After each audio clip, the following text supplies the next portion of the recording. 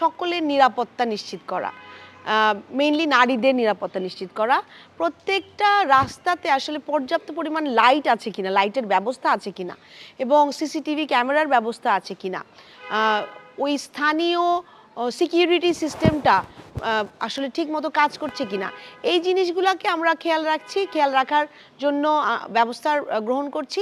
Public community police এবং স্থানীয় police তাদের সাথে একত্রে যদি এই সিকিউরিটি সিস্টেমটাকে আরেকটু স্ট্রং করা যায়, সক্রিয় করা যায়, তাহলে মনে হয় অনেকাংশে আসলে আমরা যেই হয়রানির মুখোমুখি হই বা হ্যারাসমেন্টের মুখোমুখি হই সেইটা একটু কমিয়ে আনা সম্ভব হবে। আপনারা সাথে থাকলে, ঢাকা 14 আসনের আমার যে প্রিয় এলাকাবাসী সকলে আমাদের সাথে থাকলে আমরা মনে হয় আমরা একটা ন্যায়ের এবং মানবিক বাংলাদেশ গড়ে তুলতে পারবো।